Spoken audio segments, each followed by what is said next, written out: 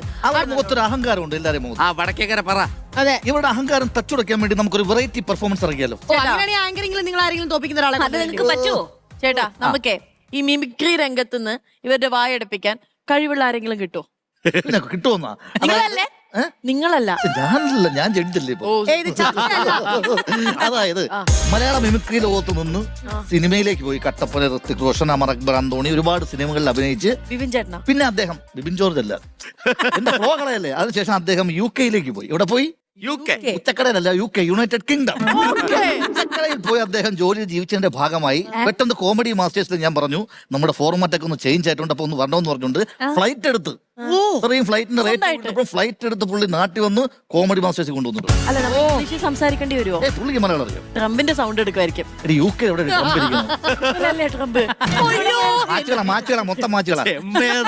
Please welcome Kalabhavan Dileep. Hello, hi ദിലീപേട്ടാ. Hi, നമസ്കാരം. Comedy masters, thank you. Welcome back to അല്ലേ? അതെ, Welcome back. Welcome back to. അമൃതയുടെ ഫ്ലോറിൽ ഒരു 4 വർഷം ശേഷമാണ് വരുന്നത് അല്ലേ? 4 വർഷത്തിന് ശേഷം ആദ്യം ഉണ്ടായിരുന്നു. ഫസ്റ്റ് എലീനയോടൊപ്പം ഉണ്ടായിരുന്നു ഷോയിൽ, അമൃത TV തന്നെ. പിന്നെ നമ്മുടെ പിഷാരിയുടെ ഷോയിൽ ഉണ്ടായിരുന്നു. അപ്പൊ എന്തായാലും യൂട്യൂബിൽ ഇപ്പൊ എന്റെ പേരടിക്കുമ്പോ ആദ്യം വരുന്ന എലീനയുടെ ഷോ തന്നെയാണ്. ഇതിപ്പോ നമ്മൾ ഇറക്കിയിട്ട് ഒരുമാതിരി അവര് കൊണ്ടുപോയല്ലോ. ഇല്ല, കഴിഞ്ഞ UK പോണതിന് മുമ്പുള്ള കലാമണി പുരസ്കാരം എനിക്കും ശ്രീവിദ്യക്കും അഖിലിനോട് ഒരുമിച്ചായിരുന്നു മേടിച്ചത്. അതെ അതെ, ഞാൻ ഓർക്കുന്നുണ്ട്. ചോദിച്ചോട്ടാ ട്രംപിന്റെ ഫിഗർ ചെയ്യുന്നു. അതെ, ഫിഗർ ചെയ്താൽ മതിയോ? സൗണ്ട് വരണം. സൗണ്ട് ചെയ്യാം, കുഴപ്പമില്ല. സൗണ്ട് ചെയ്യാൻ ദിലീപേട്ടാ ഓരോന്നോരോന്നായിട്ട് അങ്ങ് ഇറക്കിക്കോ. തീർച്ചയായും ഇതെന്റെ ജീവിതത്തിൽ കിട്ടിയ ഏറ്റവും വലിയൊരു മുഹൂർത്തമാണ്. അതിന് അമൃത TVയോടും ഒപ്പം നിങ്ങളെല്ലാവരോടും കോമഡി മാസ്റ്റേഴ്സിനോടും ഏറ്റവും ഉപരി എൻ്റെ പൊന്നെ നാദിഷ്കയോടുള്ള നന്ദി ഞാൻ പറയുകയാണ്. കാരണം സിനിമയിൽ 15ഓളം സിനിമകൾ ചെയ്തു. നാഷിക്കയുടെ ഓൾമോസ്റ്റ് എല്ലാ സിനിമയും തന്നെ ചെയ്യാൻ പറ്റി. അപ്പൊ അമ്മയുടെ മെമ്പർഷിപ്പ് ഉണ്ടോ? ഇപ്പൊ തന്നെ വാങ്ങിച്ചോ? തീർച്ചയായിട്ടും മേഡത്തോടും എനിക്കൊരു കടപ്പാടുണ്ട്. പണ്ടത്തെ ഒരു ചാനലിലെ ഒരു ഷോയിലെ സ്പെഷ്യൽ എപ്പിസോഡ് വന്നപ്പോ എനിക്കൊരു കെട്ടിപ്പിടുത്തം തരാനുണ്ടായിരുന്നു. പക്ഷെ ആ സമയത്ത് അടുത്ത നാളെ കെട്ടിപ്പിടിച്ച്. ഇനി അടുത്ത അമ്മ മെമ്പർഷിപ്പ് കഴിഞ്ഞ് കിട്ടാം. നാക്ക് പൊന്നാവട്ടെ. അപ്പോ ഞാൻ ചെറിയൊരു സ്പോട്ട് ഡബിലേക്ക് കിടക്കാം. ആദ്യം ഒരു സ്പോട്ട് ഡബ്, അത് കഴിഞ്ഞ് ഇഷ്ടംപോലെ പരിപാടിയുണ്ട്, ഒരുപാടുണ്ട്. ഒന്നിനും തുടങ്ങാം.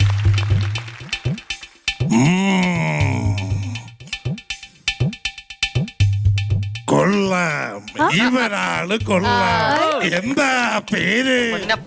അതിനിടയിൽ അങ്ങനെ ഒരു സാധനം ഇറങ്ങിയോ? നീ പൊന്നപ്പനല്ലടാ, തങ്കപ്പൻ. പിള്ളച്ച പിള്ളേര് കണി കാണിച്ചത് കേട്ടോ? എന്താ കാണിച്ചത്? കാണിച്ചു തരാം. അപ്പൊ കൊണ്ടുവന്നിട്ടുണ്ടാ? വലിയ ഭാരമൊന്നും ഇല്ലല്ലോ. ചന്തി കാണിച്ചു എന്ന് പറഞ്ഞൊരു കേസ് സർക്കാർ കടലാസിൽ ഞാൻ എങ്ങനെ എഴുതും പിള്ളേച്ച? വേട്ട സന്ധ്യത് വേട്ട, കുട്ടിയതാകാലോ. താങ്കൾ ഏത് മാനസിക രോഗ ആശുപത്രിയിൽ ഇറങ്ങി വന്നു എന്നാണ് കുരുവിള ചോദിക്കുന്നത്. വേഗം മറുപടി, എനിക്ക് മറ്റു അതിഥികളിലേക്ക് പോകണം. അതാ പറഞ്ഞവന്റെ അവന്റെ തന്തയുടെ പറഞ്ഞത് 16 തന്തയ്ക്ക് ഉണ്ടാവട്ടെ. എന്റെ പറ്റു വീടും ഇതുപോലെ ധാരികളൊക്കെ ചർച്ചയ്ക്ക് വിളിക്കുമ്പോൾ ഒരു കാര്യം പഠിച്ചത്, ഞാൻ കുടുംബത്തിൽ പെടുത്താ, എനിക്ക് സംസ്കാരമുള്ള എന്റെ ഭാഗ്യത്തൊരു മോശം വർത്താനം വീഴിയല്ല. പിന്നെ ഇതൊരു കാര്യം മനസ്സിലാക്കണം, ഞാനൊരു പെണ്ണിനെ കള്ളിപ്പേട്ടെ തക്കപ്പെട്ടേന്ന് വിളിച്ചെന്ന് വെച്ചു. ഇവിടെ ഇപ്പൊ എന്താ പ്രശ്നം? ആരൊക്കെ എന്തൊക്കെ പറഞ്ഞാലും എന്തൊക്കെ തന്നെ സംഭവിച്ചാലും ജീവിച്ചിരുന്നപ്പോ നിങ്ങൾ നൽകിയ സ്നേഹം മരിച്ചു കഴിഞ്ഞപ്പോഴും എനിക്ക് നിങ്ങൾ തരുന്നുവെന്ന് കാണുമ്പോൾ എനിക്ക് ഒരുപാട് നന്ദിയുണ്ട്. ഞാനൊരു രാഷ്ട്രീയക്കാരനായിട്ടല്ല ജീവിച്ചത്, പക്ഷേ എൻ്റെ അടുത്ത് വരുന്ന ഓരോ ആളുകൾക്കും എന്നിൽ പറ്റാവുന്ന ഒരു സഹായം ഞാൻ ചെയ്തിരിക്കും. നിങ്ങൾ എന്നെ സ്നേഹിക്കുന്നുണ്ട്, എൻ്റെ മകനെയും സ്നേഹിക്കുന്നുണ്ട്. നിങ്ങളുടെ ഇടയിൽ എന്നും ഈ കുഞ്ഞുണ്ടാവും, നിങ്ങളുടെ പുതുപ്പള്ളിയുടെ കുഞ്ഞുഞ്ഞായിട്ട്. എന്നും ഒരു രാഷ്ട്രീയക്കാരൻ എന്ന് പറഞ്ഞാൽ ഇതുപോലെ ആവട്ടെ. നിങ്ങളുടെ സ്നേഹം ഇനിയും എനിക്കുണ്ടാവട്ടെ എന്ന് മാത്രം പ്രാർത്ഥനയോട് നിർത്തുന്നു. കുറച്ച് മീനാ ചന്തമെടുത്തി വരാല് ഉടമ്പിലിട്ട് വെച്ചാ മതി, കാലക്കും. കാലിന്ന് പിടിച്ചതായിരിക്കും അല്ലേടാ? അല്ല, കക്കൂസിന്ന് ചൂണ്ടിയിട്ട് പിടിച്ചതാ.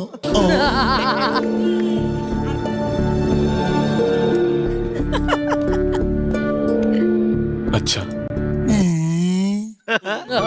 എങ്ങനെയുണ്ട് നഴ്സുമാരൊക്കെ? 1-2 കൊള്ളാം. ഇത്രയും സൗകര്യമുള്ള മുറിയെ കിട്ടിയുള്ള വല്ല വാർഡിലെങ്ങാനും കിടന്നാ പോരായിരുന്ന. ഇവിടെയാകുമ്പോ TV ഉണ്ടല്ലോ. ഇന്നാണ് നോമ്പരത്തിലെ ദീപ്തിയുടെ പ്രസവം. കൊച്ചിന്റെ അച്ഛൻ അഖിൽ കവലിയൂരാണോ കുട്ടിയകിലാണോ എന്ന് ഇന്നറിയാം. ഇതാണോ ദീപ്തി? എല്ലാം റെഡിയല്ലേ? റെഡിയാണ് സാർ. നേരെ മെഡിക്കലിൽ കൊണ്ടുപോവാ. അവിടെ നേരെ മേജിസ്ട്രേറ്റിന്റെ വീട്ടിലേക്ക്. റിമാൻഡ് റിപ്പോർട്ട് കിട്ടിക്കഴിഞ്ഞാൽ പോകുന്ന വഴിക്ക് ഭക്ഷണം വാങ്ങിച്ചു കൊടുത്തേക്ക്. ജയിലിലെ മീൽ ടൈം കഴിഞ്ഞാണോ? Okay sir. എടാ കൊച്ചനെ, ജയിലിലെ ശാപ്പാടൊക്കെ കുറെ ഉണ്ടതാടാ. പണ്ട് ഉണ്ടയായിരുന്ന കാലം തൊട്ടുള്ള വഴക്ക. നീ അത് കാണാ. എടോ വച്ച് വഹിപ്പിക്കാതെ വിളിച്ചോണ്ട് പോടും സാർ. ഹലോ, ഇത് പോലീസ് സ്റ്റേഷനാണ്. ഇവിടെ പോലിക്കാൻ പാടില്ലെന്ന് അറിഞ്ഞൂടെ? 307 താഴെയാടോ 290 IPC. എനിക്കിവിടെ വലിക്കാം. ഞാൻ ആക്ച്വലി ഞാൻ പെട്ടെന്ന് പറഞ്ഞ സിനിമ ചെയ്യുമ്പോഴാണ് എല്ലാവരും എന്നോട് പറഞ്ഞത് ഞാൻ ഡബിങ് ആർട്ടിസ്റ്റാണോ അതോ ചാനൽ അവതാരകനാണോ എന്നൊക്കെ. പക്ഷെ ഞാൻ ഒരുപാട് സിനിമയ്ക്ക് ഡബ് ചെയ്യുന്നുണ്ട്. മല്ലു സിംഗിൽ ഡബ് ചെയ്തപ്പോഴാണ് ഉണ്ണിമൂന്ന് വേണ്ടി ടൈപ്പ് പല ആളുകളും എന്നെ ശ്രദ്ധിക്കുന്നത്. ഞാൻ കാണാം.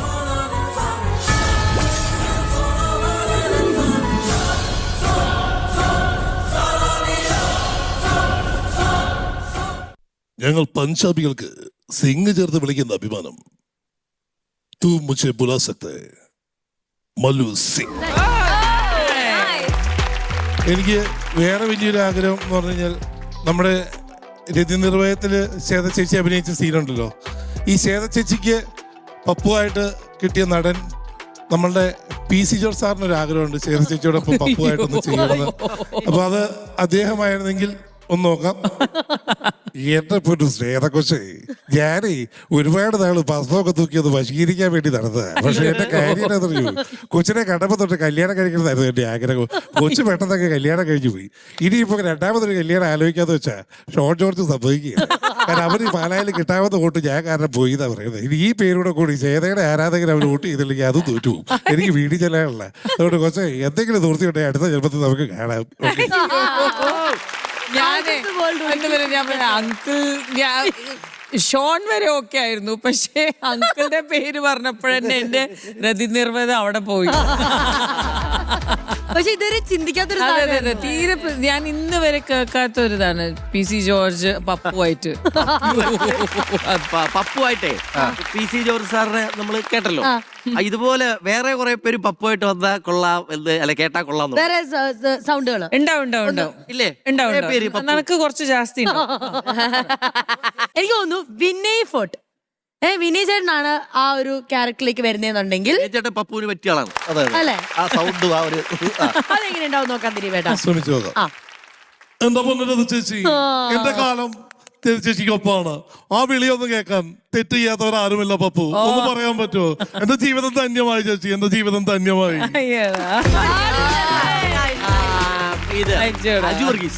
അജു വർഗീസ് നല്ല ഓപ്ഷൻ ആയിരിക്കും. നൈസ്. എന്റെ പൊന്നി രതിച്ചേച്ചി, ഒരു 100 വട്ടം ഞാൻ പറഞ്ഞു എന്റെ ജീവിതം എന്ന് പറഞ്ഞ ആ പപ്പു എന്നുള്ള വിളി കേൾക്കാൻ വേണ്ടിട്ട്. എന്റെ പൊന്നി ചേച്ചി, ചേച്ചി ഇല്ലാതെ എനിക്ക് പറ്റില്ല. ഇനി ആരുടെ കേൾക്കാൻ പറ്റും? അടുത്താരുണ്ട്? Captain Raju uncle. Captain Raju പപ്പുവായിട്ട്. അയ്യോ, എന്റെ പൊന്നുപോലെ രതി, നിനക്ക് വേണ്ടിയിട്ടാണല്ലോ ഞാൻ ഇത്രയും നാൾ കാത്തിരുന്നത്. ഈ നാടും നാട്ടുകാർ ആരൊക്കെ നിർത്താനും ഈ സർക്കസും കൂടാരോ നിന്റെ പേരിൽ എഴുതി തന്നേക്കാം. ആ പപ്പു എന്നും എന്നെ വിളിക്കാൻ പറ്റുമോ? അത് മതി എനിക്ക്. ഇനി മുതൽ ഞാൻ ക്യാപ്റ്റൻ രാജു അല്ല, ക്യാപ്റ്റൻ പപ്പു. പക്ഷെ നല്ല വോയിസ്, നല്ല പേഴ്സണാലിറ്റി, നല്ല വോയിസ്. ആൻഡ് യുവർ ചോയ്സസ് എല്ലാം ഭയങ്കര പുതുമ. അതാണ് എനിക്ക് ഏറ്റവും ഇഷ്ടപ്പെട്ടത്. പിന്നെ രതി നിർവേദം, അതാണ് ഇന്നത്തെ ഞാൻ ആ ഷോക്കിലാണ് ജോർജ് അങ്കിളിനെ പറ്റി. ഒരുപാട് സന്തോഷം. കാരണം പ്രവാസ ജീവിതത്തിനിടയിലും കല കൊണ്ടുനടക്കുന്നതിലും അവിടെ ഒരുപാട് പരിപാടിയൊക്കെ ചെയ്യുന്നുണ്ട്. അപ്പൊ എന്തായാലും മനസ്സ് നിറഞ്ഞില്ലേ? തീർച്ചയായിട്ടും ഒരുപാട് മനസ്സ് പറഞ്ഞു. കാരണം ഈ ഫ്ലോറിൽ നിന്നൊക്കെ പോയ ഒരു ആർട്ടിസ്റ്റാണ്. എനിക്ക് ഈ ഫ്ലോറിൽ TV-യിൽ ഈ പ്രോഗ്രാം കാണുമ്പോൾ വീണ്ടും വരാനുള്ളൊരു പ്രചോദനം എന്ന് പറയുന്നത് ഇവിടുന്ന് തന്നെ കിട്ടിയ ഒരു പ്രചോദനം തന്നെയാണ്. പിന്നെ എൻ്റെ കൂടെയുള്ള എല്ലാ ആർട്ടിസ്റ്റുകളും തന്നെ ഇപ്പോൾ ഇന്ന് നല്ല രീതിയിൽ എത്തിയിരിക്കുന്നു, സിനിമയിൽ എത്തിയിരിക്കുന്നു, തിരക്കുള്ള ആളുകളാവുന്നു. ഒരുപാട് സന്തോഷം. നമുക്ക് അതിലൊക്കെ അഭിമാനിക്കാം. വീണ്ടും തിരിച്ചു വരിക, ഇതുപോലെ അവസരങ്ങൾ കിട്ടുമ്പോൾ ഇവിടെ വരാ, പെർഫോം ചെയ്യാ, വീണ്ടും പറക്കുക. തീർച്ചയായിട്ടും എപ്പോൾ അവസരം കിട്ടിക്കഴിഞ്ഞാലും വന്നിരിക്കും. തീർച്ചയായിട്ടും. Thank you. അവിടെയുള്ള എല്ലാ മലയാളീസിനോടും നമ്മുടെ അന്വേഷണം പറയണം. തീർച്ചയായിട്ടും. ഓക്കെ.